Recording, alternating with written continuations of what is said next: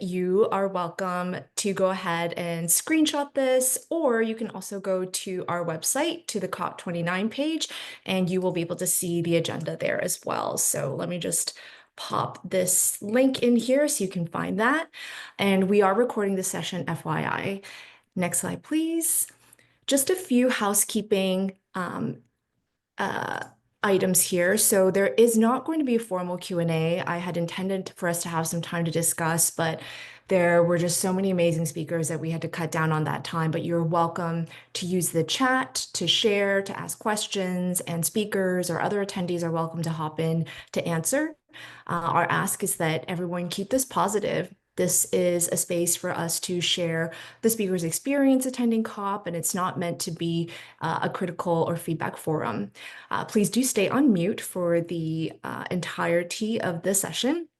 And this will be recorded, so if you have to hop off or if you have other colleagues you think would want to tune in, we will have the recording available shortly afterwards. Next slide, please. So just a quick welcome and overview. Women in Climate was founded by Stephanie and myself. We are the co-founders. Next slide, please.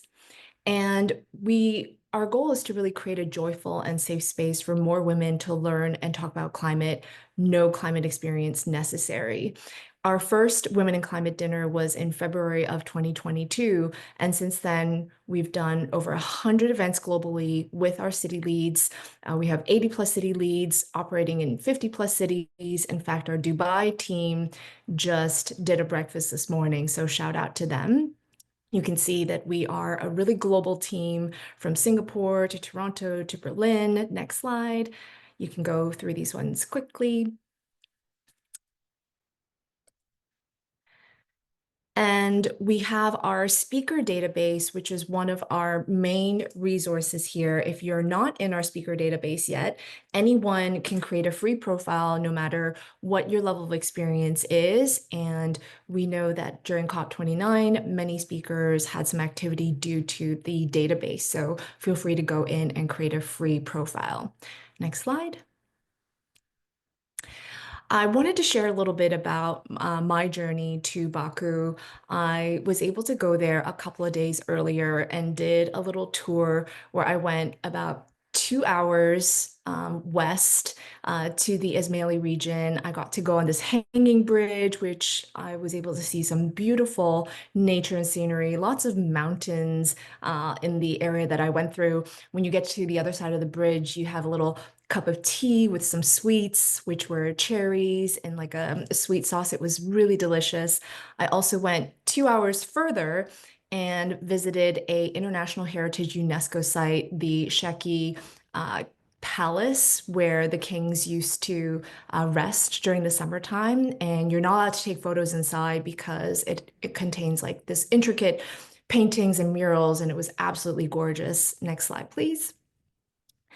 I also did a night tour of Baku, and Baku really comes alive in the evening. It's a very European-like city, lots of European vibes, so many water fountains, and you can see the skyline is absolutely beautiful, and it's right along the coast here. So if you ever get a chance to go, I would highly recommend it. It's a really amazing city. Next slide, please. So during our time, we had a very active WhatsApp group where many women exchanged, shared best practices, and we even got together for a group photo in front of the COP29 entrance. Next slide, please. You can see we had a couple of different photos because the venue was so big to get from one place to the other could take like 15 minutes. So we caught a number of different people. I did want to share as well that I had the opportunity to work with the Bureau of Energy Resources with the US Department of State. And we participated in a panel where Assistant Secretary Piot gave some opening remarks. We had high-level champion Nagar Apadri also share some opening remarks, and Marlitia Habiba and FTEL also spoke on their experience when it comes to women in energy. So that was a really fantastic panel. Next slide, please. You will not want to miss our last panel, which is Gender Perspectives at COP29. We'll have Bindu, Miriam, and Mavis on this panel, so make sure you stay till the end or catch the recording because it will be a fantastic session. Next slide. And with that, I'm going to just pop a link in here in case you're in a position to support Women in Climate. We are an entirely volunteer-run initiative. We really appreciate the individuals that gave us a donation today to support us. And if you are in a position to support, you can give us a donation there. And next slide, I will hand it over to Singe. A very warm welcome also from my side, and it's my pleasure to be here today with all of you. And let's get started. Our first speaker is Nika, joining from Canada today, and she will give us a glimpse into a day in the life at COP29. Great, thanks Sigme and Michelle. So hi everyone, my name is Nika. Next slide. So I'm currently located in Vancouver, Canada, but I live pretty much nomadically around the world. I describe myself as an Iranian Canadian activist, coach, and speaker that bridges plant-based, planet, and personal growth. And my role in the climate movement is running my organization, Youth Climate Save Canada. We amplify youth voices on food systems transformation as a climate solution. So we focus on plant-based diets. We also focus on food waste and other interventions in food systems to make a more sustainable world. And here are a few photos from my time at COP29 to just highlight some of what I was doing there. So the first photo is I hosted a fireside chat at the Action on Food Hub, and it was all about how we can move towards equitable, humane, and sustainable food systems with the CEO of World Animal Protection. The second photo is I presented on our projects in Canada focused on food waste and loss on a panel of youth solutions for food waste. And then the last photo is I used my background as a soul purpose and mindfulness coach to facilitate this lovely meditation for the full moon, along with journal prompts, dyads. And so I'm very passionate about bringing mental wellness and purpose and joy into our work. So next slide, please. We might also just want to remove this whiteboard. Let me see if I can. Okay, I'm not sure how to remove that, but okay. So a day in the life at COP. So COP starts quite early in the morning, depending on when you might have meetings. So I attended COP with something called the Canadian Climate Action Network. So they gave me a badge, and with them, I was able to attend COP. So I would wake up early in the morning, make breakfast and lunch because yeah, it's always good to have your own food. I have more thoughts on that on LinkedIn, which you guys can read. But yeah, there's always a bus to the venue or a train, so I also took that. Then at 9 a.m. we had a Youngo morning debrief. So Youngo is the youth constituency of the UNFCCC, and able to connect with them first thing to see what young people are doing that day and where we can bring youth voices into the negotiations. Then at 10, I would have my Climate Action Network meeting for the Canadian Climate Action Network. And that's when we talked about what are the Canadian priorities going to be that day, and also how can we support actions and events that Canadians are doing. Then the rest of the day is basically panels, side events, press and media, and recurring projects and initiatives. So I had a few initiatives at this COP. I was managing a free food at COP document where we would give young people access to free food. I was also managing a greenwashing initiative at COP. So those were things that I would do on a daily basis, and then press and media as well throughout the day, again, to just amplify our voices. Then in the evenings, there would be evening receptions. Every day would take about an hour and a half just to post the content of the day, but it was always worth it because it's important to keep everyone back home updated on what we're doing and then try to sleep by 10 so that I could wake up again in the morning. So yeah, that's basically a day at COP. So I'm going to wrap up my section, but if you'd like to connect with me, that QR code will also just go to my LinkedIn. So you can just take a quick photo of that or scan it so you can see that. Thank you. Thank you, Nika. This was excellent. Next up, we have Döne joining us from Istanbul, and she will give us a general perspective into her experience. Thank you very much. Hello, everyone. I'm very, very happy to be here today with all these fantastic women. And yeah, hope to share with you some interesting insights. Well, next slide, please.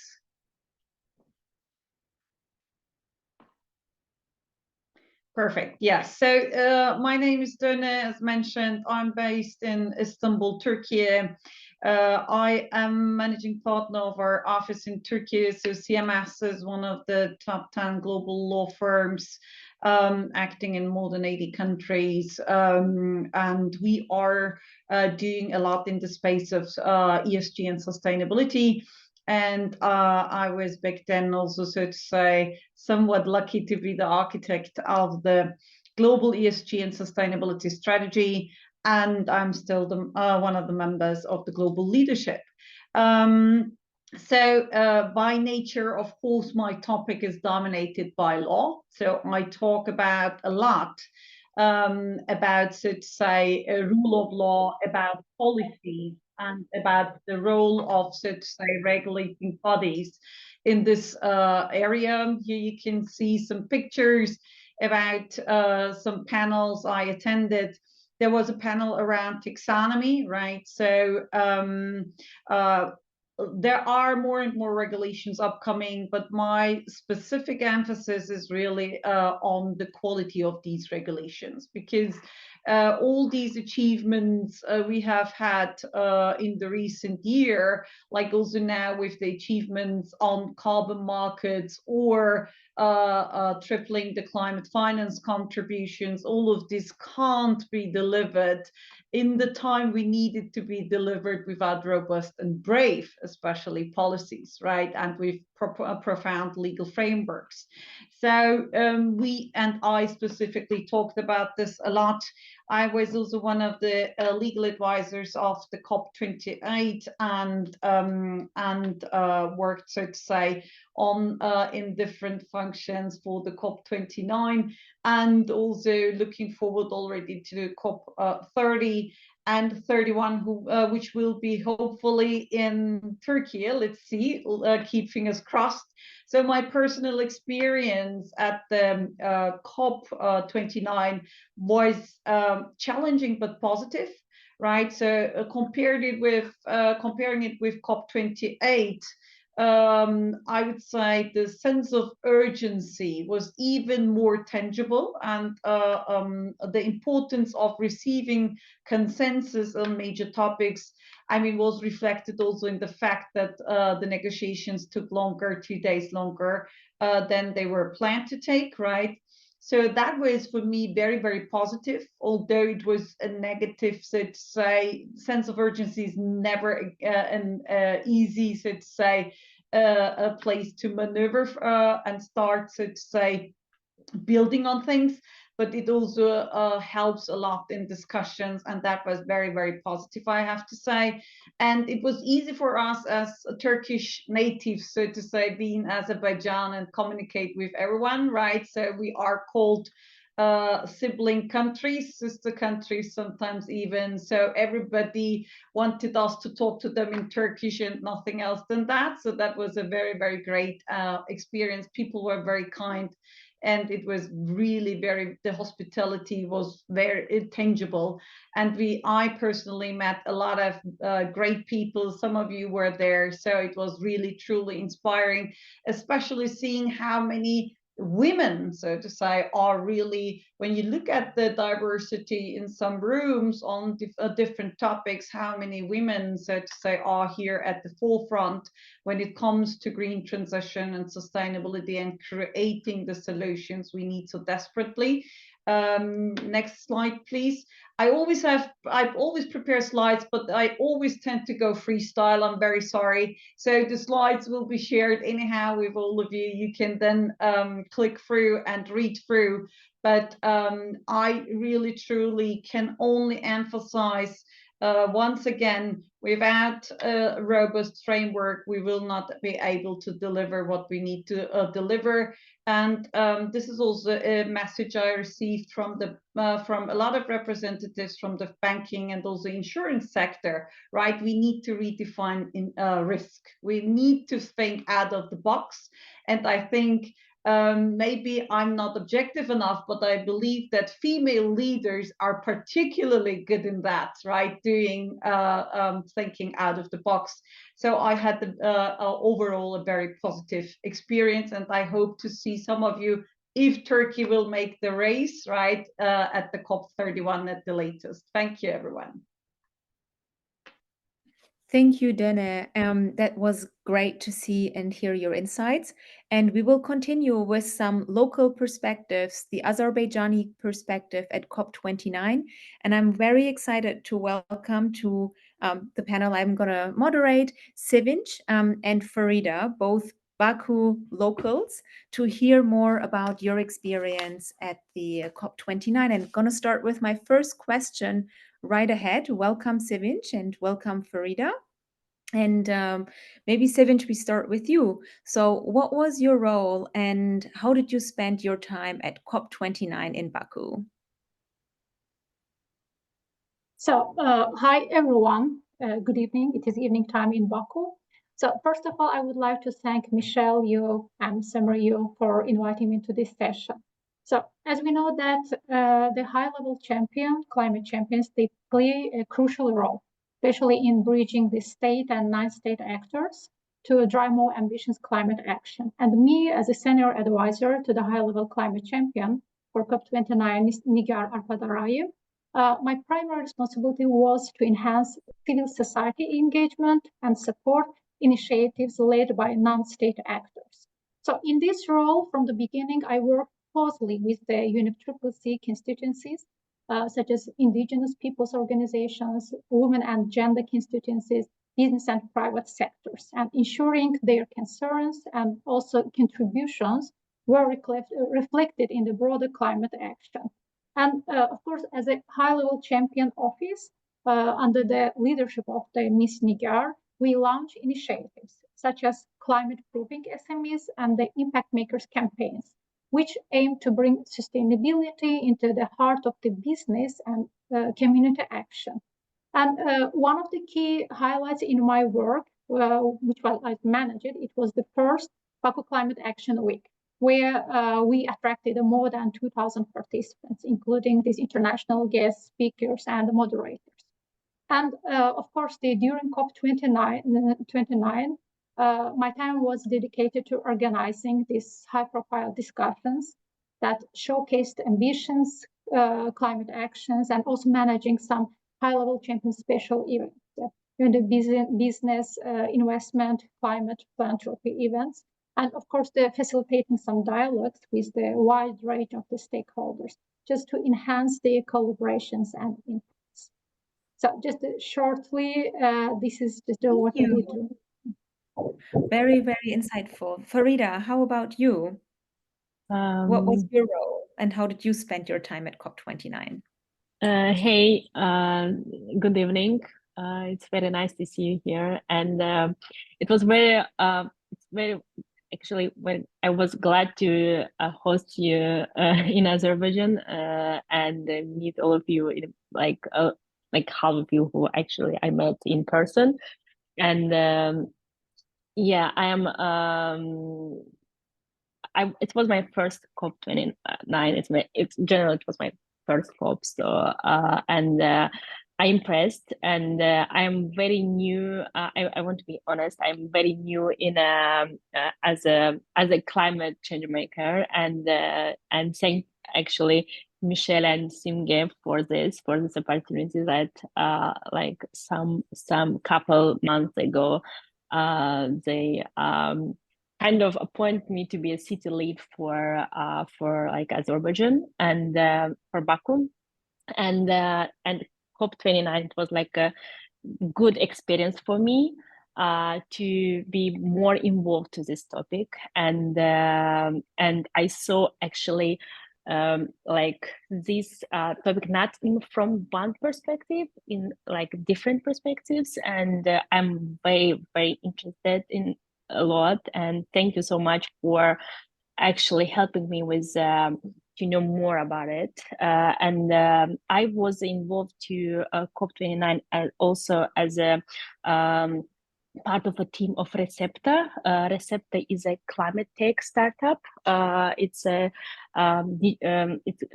platform for digital receipts, and we are going to help actually like countries where we're operating paperless. And it was very nice actually to have a stand there for almost 10 days as a part of innovation agency of Azerbaijan. So I was involved to COP29 as a receptor team. I am a CMO, like a chief marketing officer, and also a co-founder, and at the same time as a woman and climate part of Azerbaijani kind of focal point. And at the same time, I was helping a climate reality project organization as a focal point for their event, what they are that they are organizing every time in a during a COP. So it was a very good experience actually to help the team to organize events during 3 or 4, like approximately 4 months, and to involve more. And after actually COP29, they kind of like we are going to have more projects together, and to be involved more to the climate reality project events. Also, as we know each other, if I'm out of time, so and yeah. Thank you for sharing. And I think it's always good to have climate newbies. What a chance to directly go to COP29. I would like to ask one more question in this round. So, how have your family and friends actually been also talking about COP29 after this has taken place? And how do you think now they will start thinking about climate? So I mean, local, you mean, right? Or Your local yeah, family and your local friends. Mm-hmm. yeah. Actually, first when we when we did know that the COP29 happening in Azerbaijan, nobody did know like what's going on, and nobody understand it. And actually, I was one of who I'm a social media influencer, so I share the videos about what the COP29 means, and kind of I like share the information to my audience. At the same time, but it was a lot of questions like between my friends, between my people who I know, like what's going on, like, because actually to be honest, like we didn't organize a lot of climate events as actually I was involved, and like people around me involved to climate things. But after 29, and I'm seeing actually the like interest to this topic, because my friends and like family, they're like impressed, like Azerbaijan. So, will we get Sevinch perspective on this as well, Sevinch? So, yeah, sure. If we talk about our families and our friends, so I think that my families and friends, they were talking about COP29, and it has been actually inspiring me to see their growing interest, especially in climate issues. And I think that hosting this COP29 in Azerbaijan made them more aware of the global challenge we face, because we had a lot of events dedicated to climate change and challenges in our country, even starting from the schools to the governmental level. And the people, just starting increasingly engaged to the discussions about sustainability, green energy, the impact of the climate change and in our region. And I think that while some of my friends or family may not have paid much attention to climate talks before, seeing this, they started a more conversation and made them feel more responsible for protecting the environment. That's great to hear. Thank you for sharing that. So we are on with our next session. Up next, there is a cycling overview, and I'm handing over to Liz. Hi, everyone. I can't see the slides. I don't know if they're... Yes, okay. Thank you. Hi, everyone. Thanks for having me. My name is Liz. Next slide. And I'm a climate justice activist. I'm currently based in Berlin, but I haven't been there in a while because I've actually had a very special way of getting to COP29 because I went there by bike. And I started at the beginning of July. And I'm currently on my way back. I'm still in Istanbul. And first, I want to give an overview of my route to Baku before I'll tell you about my journey. Next slide.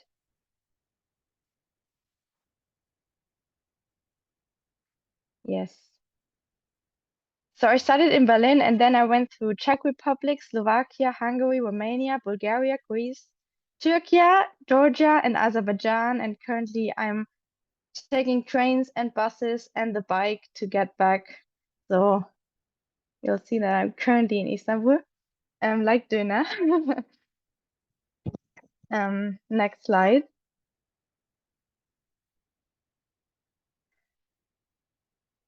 And in total, it was a journey of 4 months and 8,000 kilometers. And many people ask me why I even started this journey. And there were several reasons for that. Of course, getting to COP29 in a way of not releasing any emissions was a big motivation, but that wasn't the only motivation. Mainly, it was a journey for myself. I felt like I was a bit stuck in life, but also in my role, how to contribute to climate justice before I started. And so I decided to quit my job and leave and just start this journey. And I had many doubts if I would make it. But I was just motivated to start and I made it. Next slide. So a bike journey is a way of traveling very slowly. And I also carried my own tent, so my own house, so I was like a snail a little bit. And I think it's a way of connecting to yourself and also to your surroundings and the people around you that you encounter on your way.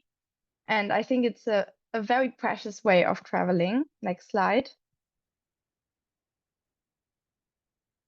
But in general, traveling and also bike traveling is also a huge, the last slide, please, is a huge privilege. And especially my European and German passport enabled me to do this. Next slide. So on my way, I had many magical experiences. I mean, I saw the most amazing landscapes, beautiful moments with the tent at sunrise in Cappadocia, for example. Next slide. Or in the mountains of Romania. But also, of course, being exposed to everything on your own, alone, is also a big challenge. Next slide. So I had temperatures up to 40 degrees. Next slide. And in the night, I had like minus temperatures in the tent. So I had like really different conditions that challenged me. Next slide. And of course, also the physical challenge and bike issues and everything. So it's a big challenge, but I felt like, next slide. I felt like all these challenges make the beautiful experiences much more worthwhile and much more precious. Next slide. And so I when I look through these photos, I can just think of how beautiful it was. Next slide. But of course, I also saw some impacts of the climate crisis on my way, like wildfires and droughts. And that made me also think about how these landscapes will change in the future and how it would be to travel there in the future. Next slide.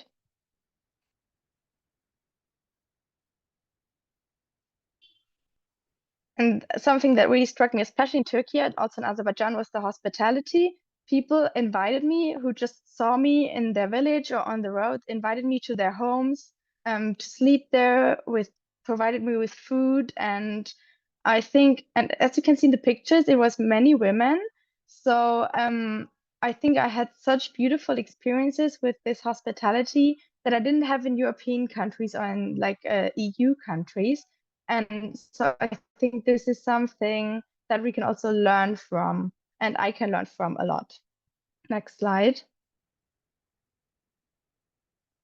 And so what's my message is also what people ask me a lot. And I think my main message that I learned or that I took from this journey is that I can trust in myself. And even with doubts, I can start something and then go step by step. And in the end, I'm capable of so much more than I initially thought of. And I think it's a big empowerment for myself, but I also hope for other people, especially women, to do something on your own.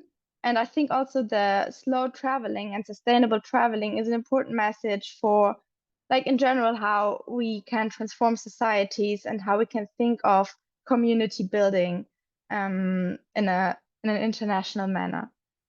Next slide.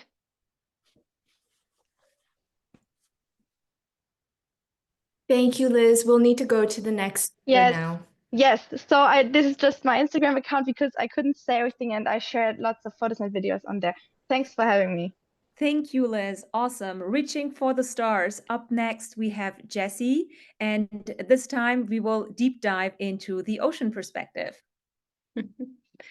Wonderful. Well, thank you so much, Women and Climate, for having me here. Unmute myself here.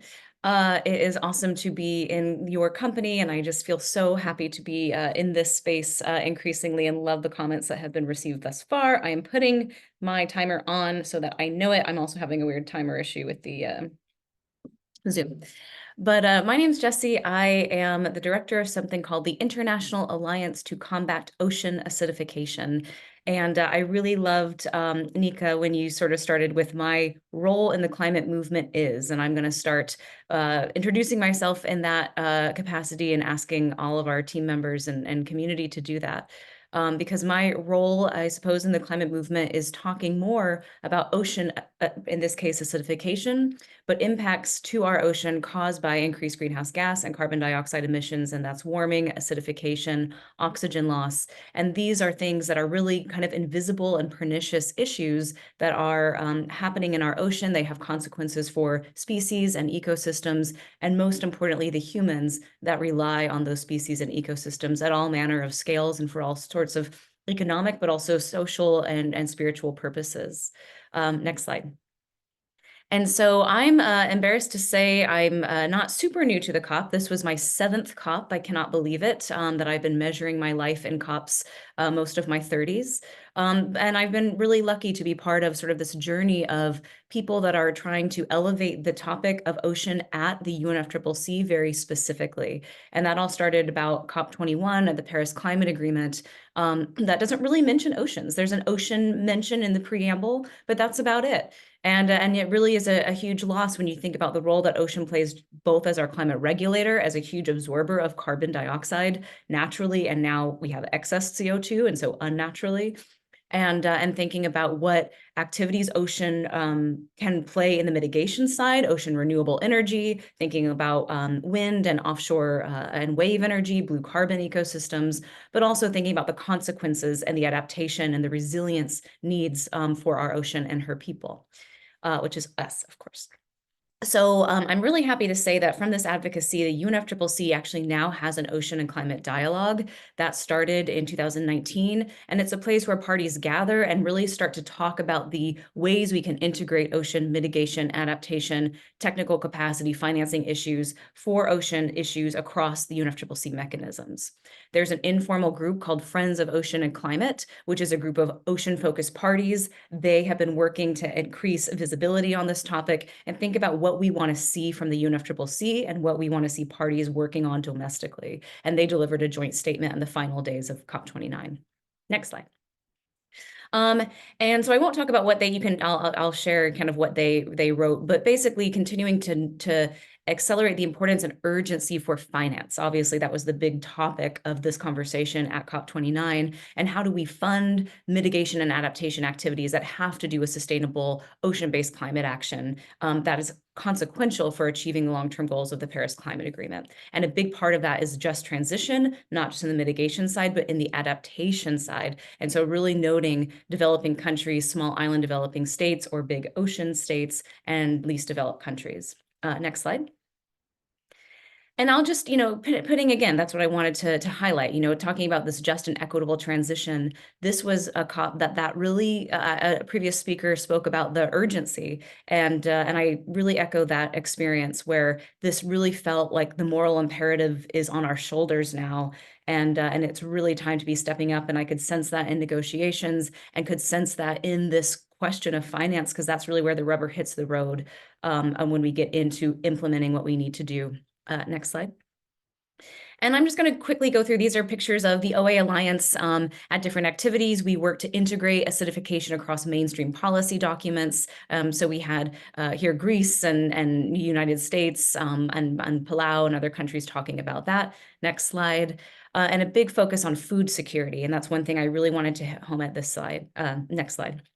And so we had multiple talks. This is a colleague from Tanzania talking about the significance of ocean climate impacts of ocean on food security in Tanzania and different fisheries. Next slide. And this is a activity that a roundtable we did with the FAO, talking about their responsibilities for thinking about climate resilient fisheries and aquaculture, along with many other partners from Samoa, from Egypt, from Malawi in this photo. And final slide, 2 more, if you'll permit me, Michelle.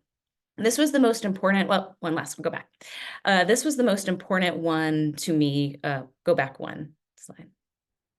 It's the statue slide. Can we go back one? So this was a statue that I saw at one of the venues, and it was a really beautiful statue called Double Standard.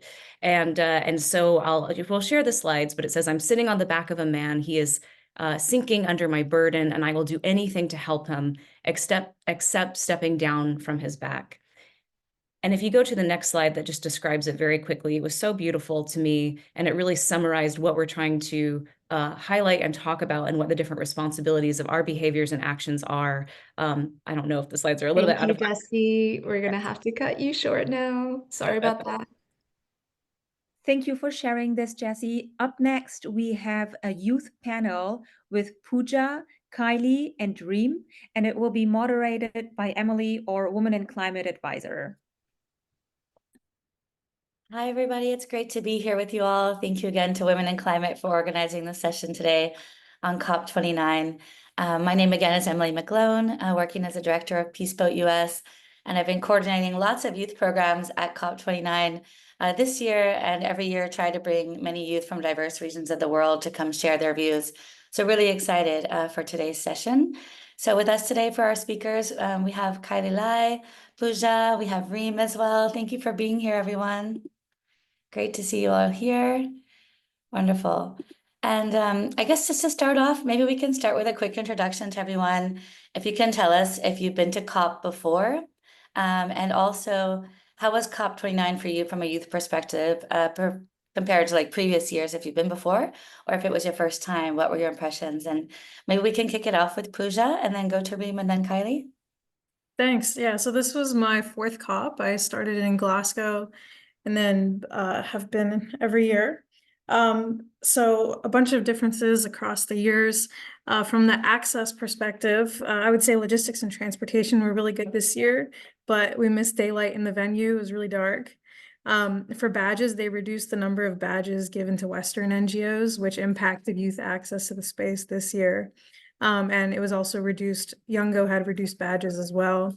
For accommodation, Glasgow was a special case where somebody from Glasgow set up this kind of neighborhood, open your homes to provide housing to youth for free or reduced costs. And we haven't seen that happen since then. And there was subsidized accommodation last year. This year, only during COI, not during COP. So that's been a struggle. And then food, Nika touched on this. In Egypt, it was insanely expensive, but after we all complained, after like 2 days, they slashed prices in half and made drinks free. This year, for some reason, I don't know if the complaints weren't enough or what happened, but prices stayed super high. I can talk about more later. Let everybody introduce themselves.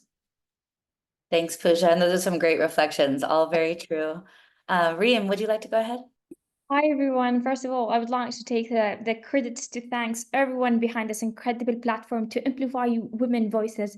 So I'm Reem Mansouri from United Arab Emirates. I'm a youth representative.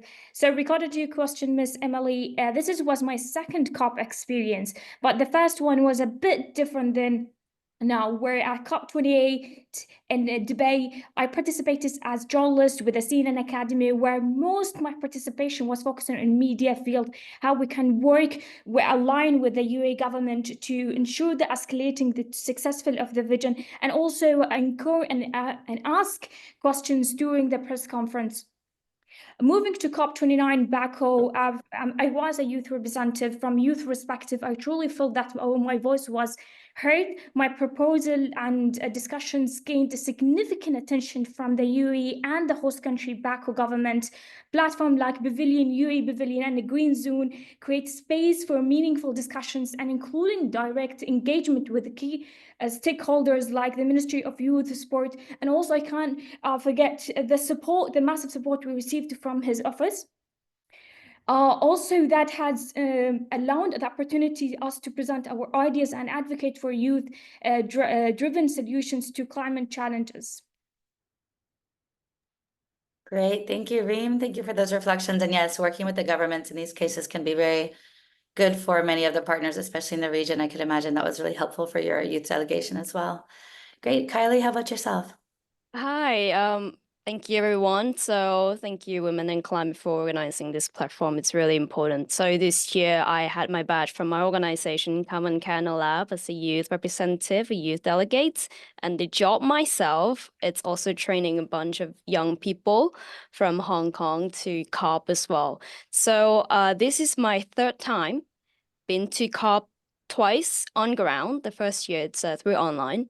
So comparing from the one in Dubai and the one in Baku this year, I could really see that young people are, I would say we have more access to a lot of rooms and negotiations as well. So so we do have a lot of students who went to COP in the venue, and they're much easier to get into the working groups, not just from Yango, but also in the other constituencies as well. So in Tungo and Ringo as well. And also in the negotiations, there are more platforms for them and more opportunities for them to speak up in the intervention.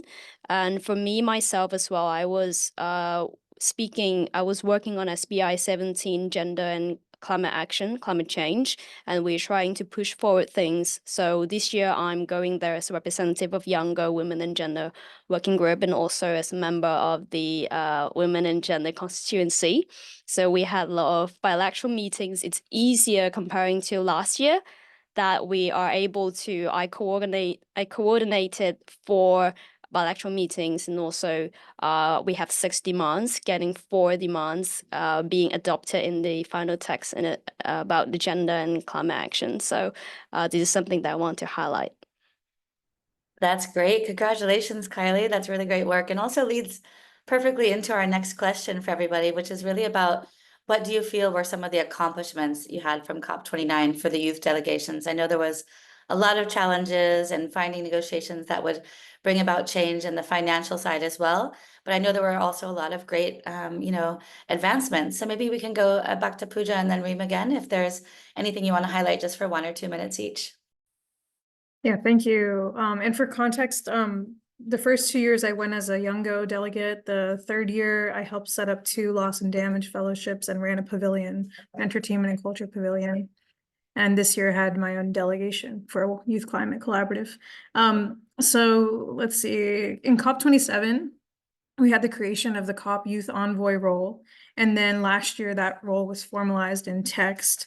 And so we had our third or second official youth envoy this year, which was amazing to see.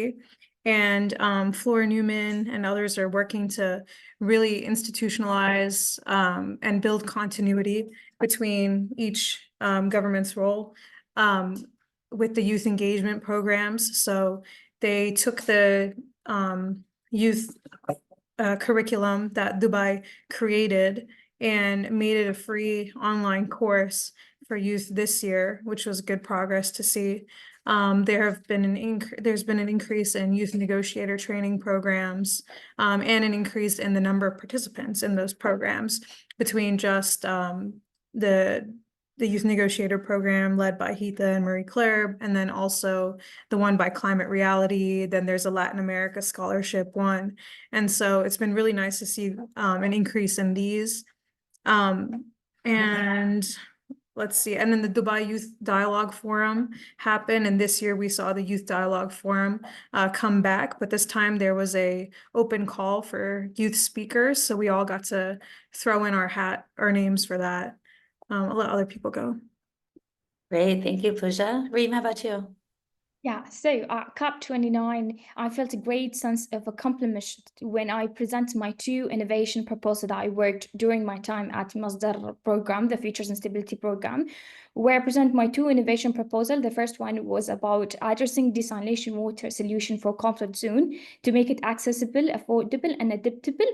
And also, the second one focused on waste management and the circular economy. The positive feedback and the interaction with experts was incredibly motivating and encouraged me to further pursue this idea. Also, another key moment was during thematic day, to be more specific, when all the youth delegates collaborated to pass actionable recommendations to ensure maximize the youth involvement in the upcoming COP. It felt like we truly representing the global youth community, fighting to secure their place at discussion-making table. Seeing our recommendation taken seriously, it was literally significant step forward in ensuring youth voices. So yeah. Great, thank you, Reem. And Kylie, did you have anything else you want to mention as far as any achievements?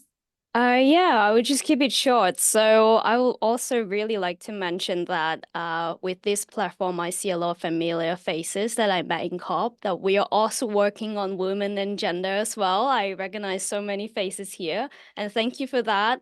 In this year at COP29 as the youth representative, I do see a lot of opportunities that we can actually move and push things forward, not just on youth ourselves, but also collaborating with other constituencies and groups as well. So one of the very important things I like to mention that we have accomplished is adopted the gender responsive language. Not very good yet, definitely, but we see there's a take it or leave it over here. And also we have the words of having the Lima work program being extended. We have the refined and the review timeline of 5 years of the gender action plan, and also including the gender desegregated data, which we have been fighting for so many years, and combining with all the people's effort together. So this is something that I want to mention. Great, thank you so much, Kylie. I know we almost are up for our panel here, but maybe just one last word from each of you. What was your personal highlight from COP29? Maybe just 30 seconds each if you want to share any highlights from this year. I will go first. Oh, sorry. Yeah. So I did an action, collaborated with the different constituency together. So one thing that I would really like to highlight is I have been banned outside of the negotiation room, that I wasn't being allowed to go in. So I had to make a fuss to go in there. I had to do a lot of fights to go in there, but it's all worth it. And women are not just important to climate action. It's climate action needs women in it, because we are not alone. We are not saying stuff in the negotiation table on behalf of our individual, but instead we are representing hundreds and thousands of women groups together in the world. So each action is really important, and I hope to go to the bond next year, because it's really important for me to bring in the LGBTQ aspects in it as well, because we failed to see it this year. That's great, Kylie. And I'd love to just mention the comments here. Jesse, thank you for the message there. It's true. When you know you're making a difference is when they really care to, have some questions about what you're talking about, what you're doing. But it's great to make sure that you do, stand up for yourself and make sure that you can get into those spaces. It's really also important. And always feel that you have all of us behind you, all the women going to Women, in Climate and at COP, supporting each other and making sure that we have access to the spaces. That's great. Reem, do you want to go next? And then maybe we end with Pooja?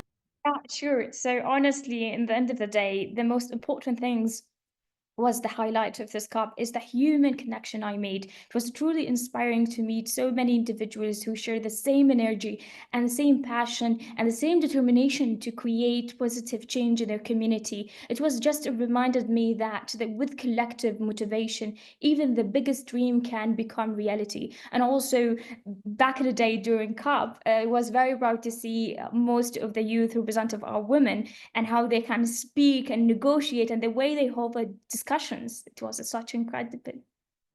Great, thank you, Reem. And Pooja? Yeah, I'll be super quick. So even though, we need $1.3 trillion to address loss and damage, mitigation, adaptation, and we've only got 300 billion, the QG text did, however, urge that climate finance efforts promote inclusion and benefits of vulnerable communities, including women, girls, children, and youth. So that's a vital step to make sure that our voices are heard. And then I'd be remiss to not mention the universal youth NDC clause. So, the NDCs, the next round for submission is 2025. And basically this clause asks for countries by February 2025 to pledge to increasing youth inclusion in the text. So this means pledging to appreciate that children and youth are important drivers of climate action, collaborating with youth on the implementation of national action plans to integrate their perspectives and communities, and educating children and youth on climate change impacts and solutions to empower the next generation of climate champions. So the UK has made this pledge, and we really need to see other countries make this pledge by February. Thanks, everyone. Well, thank you so much for joining this panel today, and I look forward to the rest of the speakers this session. Thanks, everyone. What an inspiring panel. Up next, we have a fireside chat on finance with Michelle and Ariana. Thank you so much. Wow, I am so inspired hearing from our youth, so articulate and so empowered to take action. I really feel the hope in the room here. So thank you to Emily and all of our youth. Ariana, a big welcome to you as well. So this is an important conversation because this was termed the Finance COP. So can you give us a quick overview of your background, your organization, and what was top of mind with respect to COP29 and finance for you?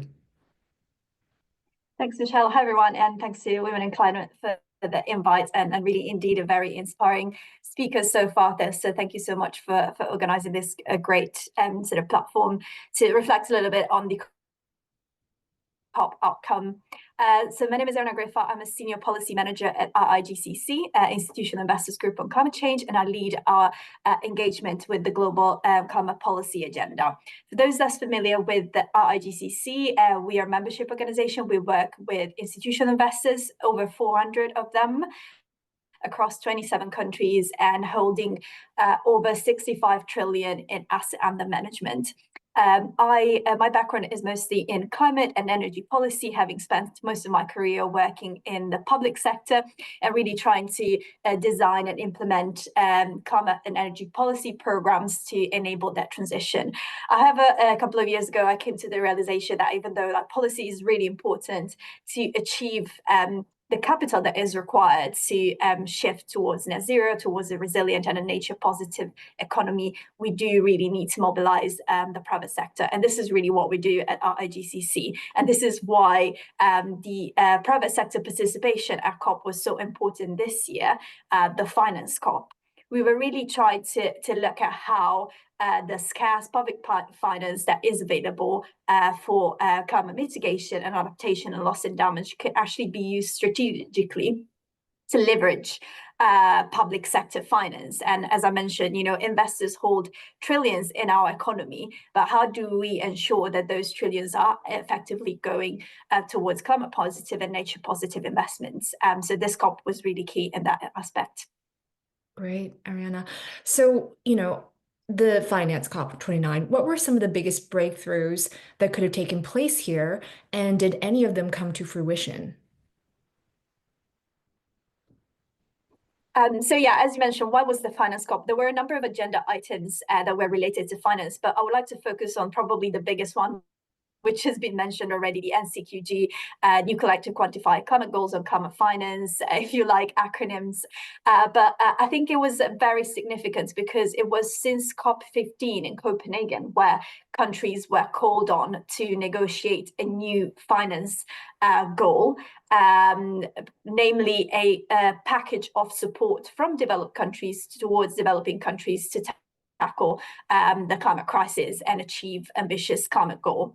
So there was really an opportunity to really raise the ambition compared to the goal that was established at COP15, which many might know as the 100 billion goal. And really recognizing that there's much more than that developing countries need to achieve their climate ambition and respond to the climate challenge as well. Over the past 3 years, negotiators have been really spending a lot of time thinking about, not only how much money will be needed, but also how the money will be delivered, what will be the different options put on the table. And they've done an amazing job in the run up to COP29. But it was very clear in the first week at Baku that the sort of geopolitical context in which this COP was held was going to make it very challenging to come to a consensus around that. Given this geopolitical context, I think we can all agree that actually achieving that deal that we had at the end was significant, even though there was obviously some disappointment in the room, not just for the amount of money on the table, but also how it will be distributed. And I think from a private sector perspective, there was really a missed opportunity not to really strongly send a message to the private sector on how they can contribute and help mobilize and achieve the trillions that are effectively needed for the transition in developing countries. Okay. Ariana, so quick last question. Out of a scale of 1 to 5, how did this COP do on climate finance, in your opinion? So I would say probably 3, and I would like to distinguish the 2 types of sort of energies and positive outcomes that we've seen both inside and outside the negotiation rooms. There's been a lot of media attention about the fact that the private sector was not really involved in this COP, and this was actually not true. We've seen a lot of businesses and investors actively participating across side events, pavilion events, etc., and really discussing solutions. How are we going to mobilize that capital for the transition, really actively talking partnership and collaboration. But this was not really reflected in the negotiating outcomes where, unfortunately, the goal was much less than what was needed. But I think to close on a positive note, we've really seen some hope in the text, particularly in the announcement of the Baku to Belém roadmap, that the next presidency will pick up. And we really hold a lot of hope, particularly from the private sector communities, that the next Brazilian presidency will really hone into the details on how we're going to get to that trillions goal and how we're going to work with all stakeholders, all financial actors to be able to reach that gap. And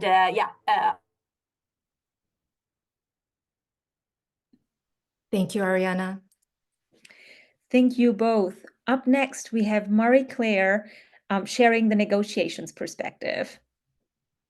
Thank you so much. And it's beautiful to just follow, as we already heard so much about the negotiations. As you know, the COP on climate is the biggest event where we are talking about negotiations, policy, decision makings around climate. So this annual summit attracts obviously all countries around the world to come together and negotiate. And then with the negotiations also come to an outcome, which we already heard about. But I think also really important, like a lot of other stakeholders also coming together who have very important topics to share. And also like this year, I think there was a lot of women participation within the negotiation, but also outside. And I think that's something really also to cheer and to celebrate and to highlight in this women and climate convening here. And I think also like thanks to the vital engagement of many of us as women, we have of course also really bring in these negotiations or these perspectives into the negotiations and decision-making tables.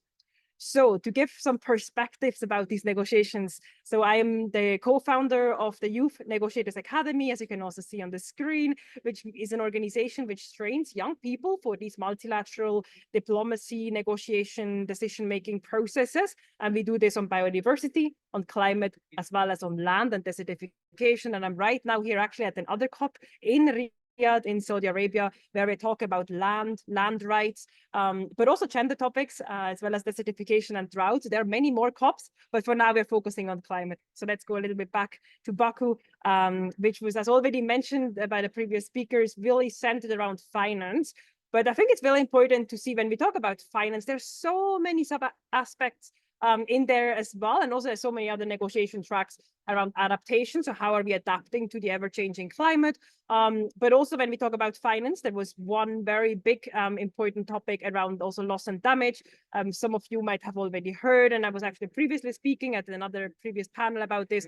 The importance also that there is funding for loss and damage. So also when we talk about funding, it's also like how can loss and damage, when there is basically irreversible damage done, how can this also be financed? We also have been talking about financing and gender access. So how can, for example, women access, but also young people access financing from these multilateral funds, which very often are unfortunately incredibly difficult to access, which also means that there is a big gap when we come to gender responsive budgeting and financing. And so kind of is a big bulk when we talk about financing. So there are many different aspects. I'm not going too much into details as it's quite technical, quite quick, but just wanted to say there's a lot of different entry points for you as well.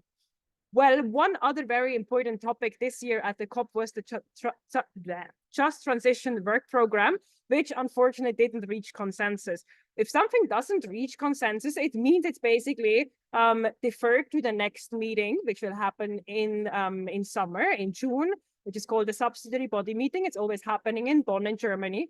So very unfortunately, in this very crucial topic, which is again is so important for women, where there was no consensus reached. There was like big dynamics between countries who wanted to include different topics in the Just Transition Work Program, which would ensure that we have a just and equitable transition, specifically in the energy sector, but also overall.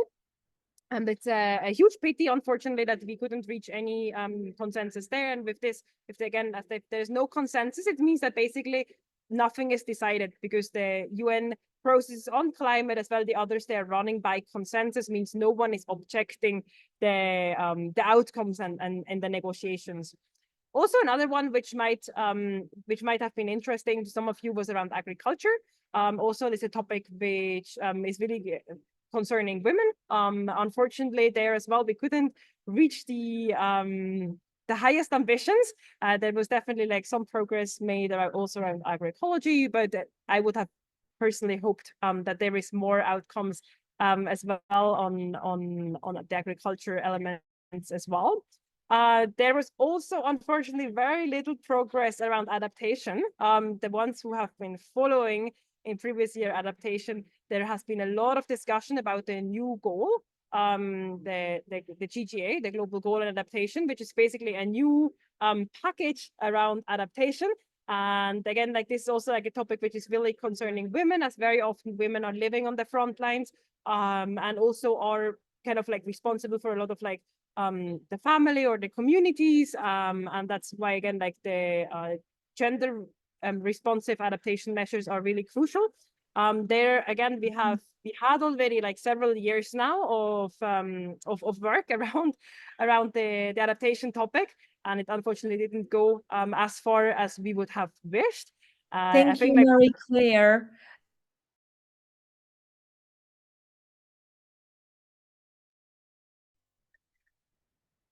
Thank you, Mary Claire, and thank you, Simge, for that. Next up, we have Heather in conversation with myself.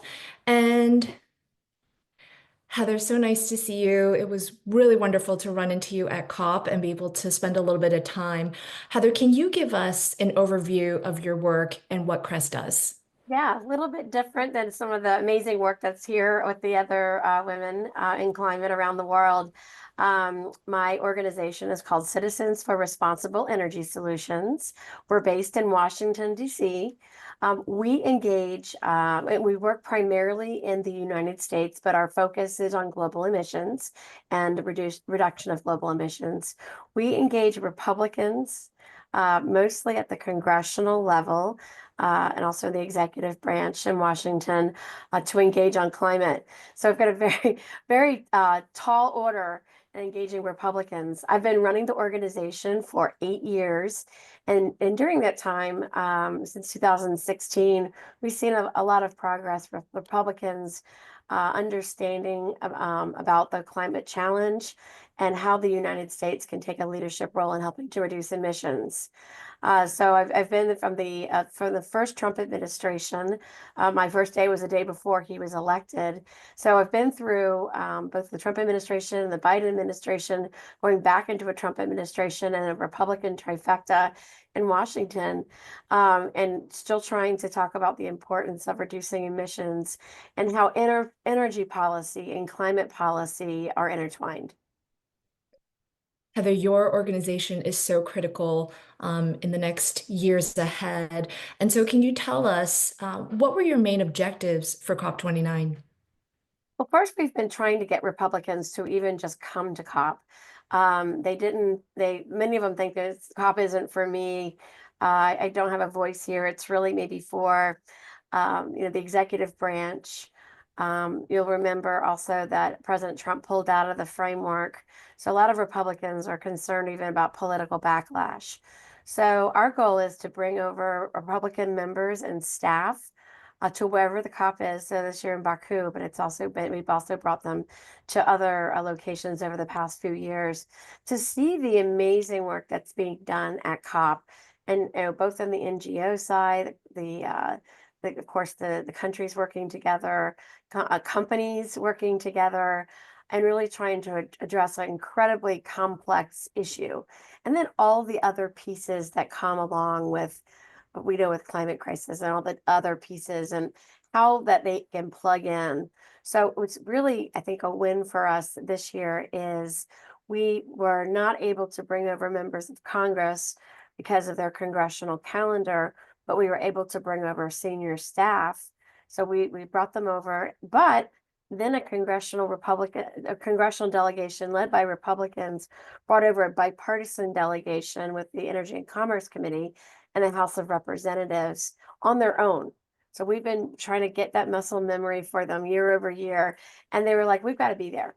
They also held a press conference and had I moderated a panel with a bipartisan panel, 2 Republicans, 1 Democrat, talking about how nuclear energy can be part of solutions in lowering emissions globally. So, and then some of the things that we're doing in the United States to reduce barriers to deploying more clean energy. So it was, I think, a win that they feel like they need to engage on their own as members of Congress. Our ultimate goal is bipartisanship, Republicans and Democrats in Washington, D.C., really around the world, but at least in the United States, working together to solve big problems. That's how we solve them. It isn't any one party or any one person that can solve problems. We know we have to work together. So to see the bipartisanship and moderate a panel of bipartisan members right there at COP was really exciting. That's amazing, Heather. And again, your work is so extremely important. For time's sake, I want to ask one last question to you, Heather, which is, How can we support your organization, support you, support Crest Energy, and support having more Republicans engage in the conversation? Well, I think there's always concern that are you going to be more Republicans and are you going to be welcome? You have a different point of view or maybe solving problems through different kinds of energy sources like nuclear. And really, our genesis and within our DNA is ensuring that we have everyone has a voice at the table, and that welcoming them, you being respectful of points of view. I know that's not a problem with this group, but it can be a challenge. Feeling like Republicans haven't been here before. It's about time, and you have to think like we do, and that's not the case. It's bringing diverse points of view and different challenges that each country, individuals, companies, NGOs that they're facing and discussing them at an international table. I'll also say that just because if the president, Trump, when he's in, pulls out of the Paris Agreement, I think there's still an opportunity for Republicans to show that they want to still stay in, be part of international discussions. It may not be in that framework, but I want to encourage this group to don't despair. I'm not going to despair. I'm still going to COP. I'm going to COP30. I'm bringing Republican members and staff. We're going to be there, hold roundtables, discussions, side events, just speak at the any pavilions that we can, and make sure we have our message. We can't let our foot off the accelerator in addressing the climate challenge. Indeed, Heather. I'll be dropping Heather's LinkedIn profile into the chat there. Please follow her, please connect with her and support her work. Thank you so much for being here, Heather. Thank you. Love being with y'all. Thank you. Thank you. Up next, we have Habiba, and she's gonna share her perspective on energy. Hello, everyone. I hope you can hear me. I am unfortunately caught in some event. That's why I'm just seated this week. My name is Habiba Ali. I'm the founder and the CEO of Sosai Renewable Energies Company based in Nigeria. I was at COP with alongside Michelle to speak on the panel where the U.S. Department of State invited us to speak. Next slide, please. That's me in front of me. I mean, I think everyone who was at COP would have taken the picture here. It was nice to be there and experience Azerbaijani weather. Even though I was thinking it was going to be a bit warmer, but it was pretty cool. Then I met with some of the women who are members of climate change award that I won called Women We Empower. UNSDG challenge for women working on sustainable development. And these are two of the fellows from another cohort. I was one of the first cohorts in 2018. And then I took some time out to go to Gobustan, where you have all the rocks in Azerbaijan, a very beautiful place. I also saw the rock from where Lion King was presented by Mufasa, where Simba presented Mufasa. So going on about the COP and being there, even though I spent only a few days, I was able, next slide please, I was able to, as an outcome of, I wasn't there for the whole day, but I knew that the UNESA efforts was doubled. UNESA was one of the outcomes of COP28, and I think they had a certain amount of money, which I'm not sure of currently, was agreed to be committed to reduce sustainable energy, and the efforts have now been doubled, and some of the governments actually led that possibility. Latin America also said they were going to, they laid out new targets for improving upon their energy efficiency. And one of the ones that I really liked was the fact that they were going to phase out coal. And I hope it works and happens pretty quickly, because there's a lot of damage that coal is doing. So hopefully they can also work alongside other developed countries to phase out the use of coal in their communities. There's a global energy and storage and grid pledge, which is a pledge that most of the countries are encouraged to do by the Global Renewable Energy Association now. And there's a page a lot of countries have actually pledged, but luckily at the COP there was a backing from UK, Uruguay, Sweden, and Belgium. And the GRA is ordering more actors, more companies, more multilaterals, more governments to pledge as well. As much as there's a bit of a controversy with hydrogen, there's And finally, there was a new initiative that was launched towards that. I think this would really help in decentralizing and like bringing about what the value from hydrogen would be for countries. I mean, even though it started in Latin America, I think that this takes root well. I believe by the next COP, we should actually be expanding upon it across other regions. There was an announcement. Thank you, Habiba. This is really, really great, and great perspective also on the hydrogen. Up next, we have Adina joining us on the carbon perspective. Welcome, Adina. Thank you. All right, folks. It's great to be with you all. I'm Adina Mangabat, and I'm with a company called Air Miners. I'm going to be providing a little bit of background on the carbon perspective, but what I want to be responsible for is that it's really on the carbon removal perspective, because that is what Air Miners does. So what we do is we provide catalytic education and community for folks that are doing and interested in carbon removal. And if you're not familiar with what carbon removal is, that is being able to literally suck carbon back out of the atmosphere after it's already been emitted and storing it in a wide variety of different ways for hundreds or thousands of years.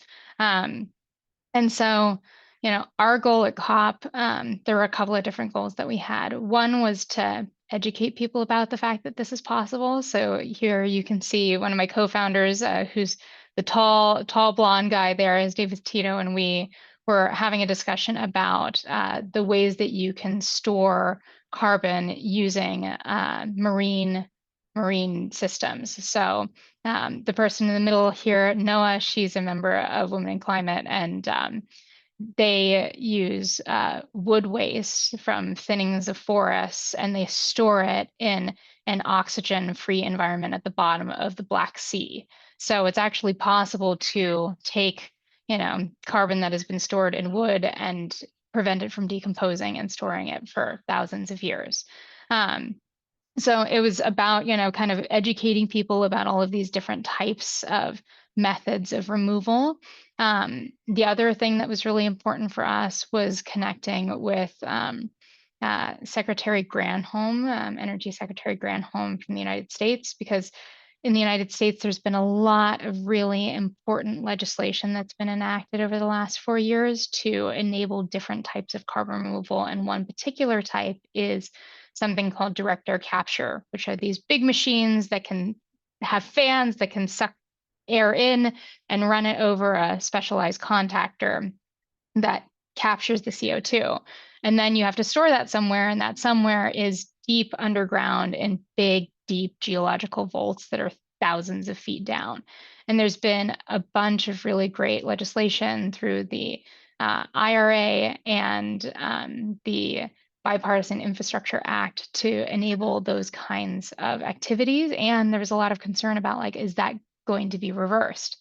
Secretary Granholm really was very, very encouraging in that she said, look, we designed these bills to be non-reversible, and that 80% of the money is going to be going to red states. And so it would be very, very complicated to be able to remove that. Next slide. The last thing that was really impactful for us was negotiations on Article 6. And it was a really impactful year for carbon removal. It included provisions for carbon removal, unlike COP28. There has been a lot of people sitting on the sidelines wondering about whether they should buy carbon removal or not. And there was a proposed new quality floor for carbon projects, which we think will increase confidence ultimately and drive more demand for carbon removal. And if you're interested in learning more about anything carbon removal related, we offer a bunch of free education. And so we'd love to participate with you in whatever capacity you like. Thanks so much. Thank you, Adina. This is really, really inspiring and interesting. We are here at our last panel for today, which is going to be on gender. And I'm pleased to welcome Bindu, Mariam, and hand over to Mavis, our moderator. Yeah. Thank you very much, Simgay, and thank you, Women in Climate, for having me here today. My name is Mavis Menu, and I am an advisor with the Global Shield Secretariat. And for our gender discussion today, which in my opinion, is the most important conversation for today, we have two amazing gender experts here. We have Mariam Manjidova, who is the co-founder and executive director of the Gender Hub, Azerbaijan. And we also have Bindu Bandari, who is a program specialist with the UN Women. So welcome, ladies. And not to waste so much time, let's just deep dive into the conversation, and maybe starting with you, Marianne. Can you tell us what was your objective on gender at COP29, and did you achieve them? Hi, hello everyone. Yeah, sure, we did achieve them. Of course, Lima Work Program and its action plan was one of the achievements which we are all proud of. And the other achievement that is very much close to my heart and the heart of my organization is also having feminist solidarity and gender equality solidarity with so many international organizations present in Baku. I'm very happy to connect personally on a professional level with so many brave and courageous women across the world. And to be honest, when the organizing committee was first announced, there was no woman COP29 organizing committee, and our organization also advocated for it. And then we were called and we were appointed as members of organizing committee in the Gender Hub, and we felt, of course, a huge responsibility, but also pressure in a good way, because at that time I was also pregnant 7 months, and I was thinking, how could I possibly manage this responsibility in postpartum, with all postpartum depression and also with the small baby, but also making sure that we push this through. And we're actually very happy that I got the honor to be in the closing plenary of SB 60, because normally Women and Gender Constituency, they support local feminists, local advocates to be in the plenary, and I was also honored to represent Women and Gender Constituency too, and so happy to see so many familiar faces here for the follow-up call. Thank you very much, Mariam. And it's an honor to meet you. I remember when the team was announced, there was a very huge news when we didn't see any women in the committee. So really good to see that you're one of the pioneers, like one of the people that really push for women representation. So thank you so much for that work. And maybe moving to you, Bindu, can you also tell us what your objective was and whether you achieved them or not? Thank you very much, Mavis, and thank you, Women and Climate, for having me. So I work with UN Women as introduced, and overall our engagement strategy at COP29 was focused into what I would call three folds. The first one is on negotiation support.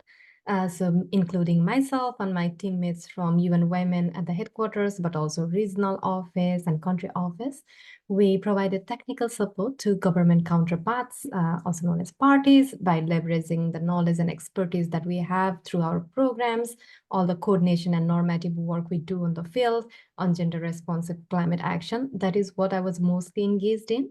But in the broader scheme of things, we were also trying to influence policy through various other means, such as organizing high-level events during the Gender Day, including Gender in Transparency Plenary, which was in collaboration with the UNFCCC Secretariat, and also COP29 presidency, and the launch of policy brief on achieving gender responsive Rio Convention synergies.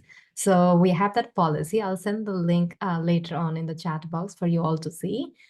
Besides that, we were also engaged with our partners, stakeholders, both state partners and non-state partners, to showcase all of the good practices that are being led by women and other vulnerable groups at the ground.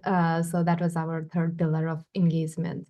As I mentioned earlier, I was mostly focused on negotiation support, and as colleague before me also mentioned, I think I would say it has been quite successful. I think we tried our best, not the best outcomes, I would say personally, but of course, I think we have come so far, and the journey continues. Thank you. Great. Thank you. Thank you so much, Bindu. Yeah. So maybe just picking up on that, I think you've highlighted and both of you some of the objectives, but maybe then going deeper into what the wins were. You have already mentioned a few of those, but in your view, what were the biggest wins that you'd like to highlight for COP29? So maybe we start with you, Bindu, since you're just like finished. Maybe we go from there and then we go to Marianne. Of course. Yes, previous panelists and speakers also clearly highlighted, for example, the Enhanced Lima Work Program, whose mandate has now been extended for the next 10 years. I think that is something that we all could celebrate well. But besides that, I think Kylie earlier also mentioned this, the recognition of women and inclusion of other vulnerable groups, indigenous peoples, in the text on new qualified the goal on climate finance. So that is another big win. But I think personally, I would really say that to see how much of power, strength, and perseverance that civil society organizations holds throughout COP beyond as well, to make sure that the parties are held accountable to their words and to the promises that they make outside of the negotiation halls. That was really, really a big win. They didn't get tired. They kept on pushing and pushing. So whatever result we have, I think that is a lot to do with all the solidarity, all the great work that has been done and led by women and women, youths, indigenous peoples on the ground for the people. So I think that was one of the key highlight.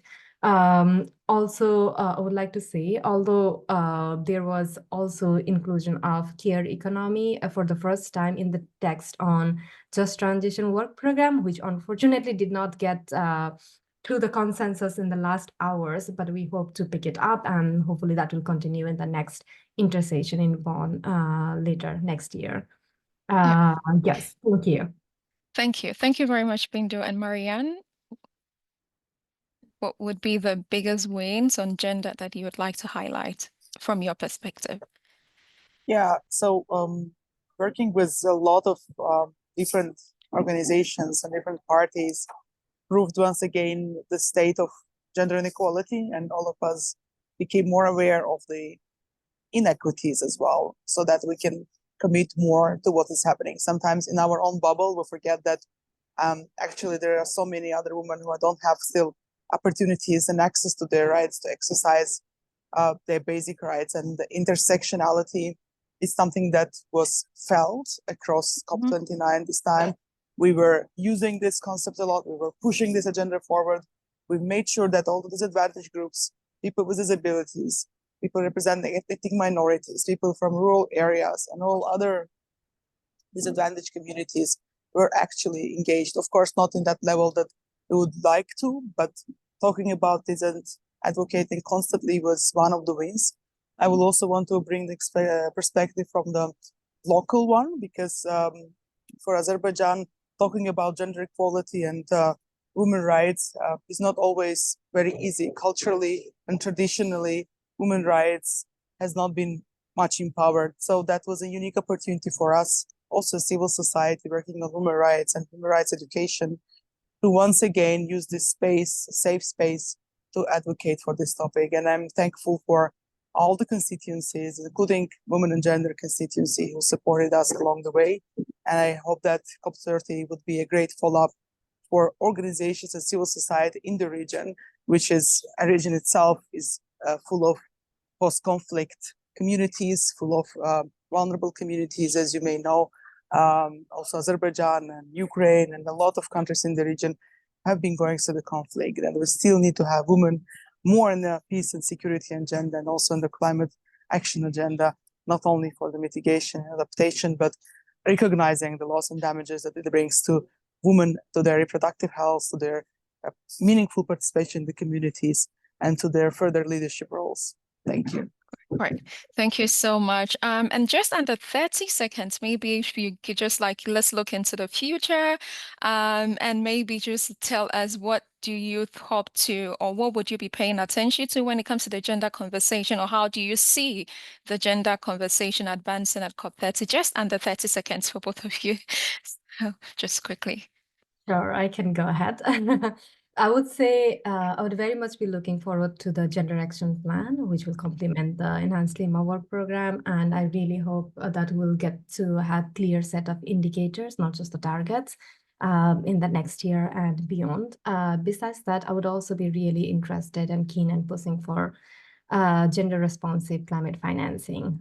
For now, it's not very clear when, how much accountability. There's a whole lot we can deep dive into, but that is something I would be looking forward to. Thank you. Over to you. Marianne. Thank you. I think what we have started is a great solidarity, especially on women and the climate and gender equality perspective. And I think what we felt is that gender and intersectionality was across all the constituencies. We felt that it was intersecting a lot. And I think that's where we should start, follow upping for the next COP30 and having previous civil society members representing COP29 and COP28 and all earlier presidencies as well, because as you may know, there are certain shrinking spaces and we want to continue making our voice heard and make sure that our voice matters for the global plenary, and that's why we're not left behind. Thank you very much, ladies. So thanks for joining the conversation. I really enjoyed it. And thank you everybody for joining us for this session. And with that, see you at COP30, hopefully. Thank you, everyone. So many inspiring voices from all around the world. And it's my pleasure to hand over to Michelle for the closing remarks. Thank you so much, Simge. And I want to give a big shout out to Natasha, who has been behind the scenes, our producer, spotlighting everyone, bringing the slides on. It's a very busy job. I don't make it easy by having so many speakers, but I hope you echo me in that, every voice has been incredible, and it would really be remiss if we didn't have all these speakers. So a huge thanks to Natasha. Thank you to Simge for being such a wonderful co-host. Mavis, Bindu, Miriam, excellent panel. I'm already looking forward to COP30, and we hope to see all of you in our community. We have our global gathering next week where we will network with our Asian colleagues, and please join us in our Slack to keep in touch. Thank you, everyone, and have a fantastic day. Bye.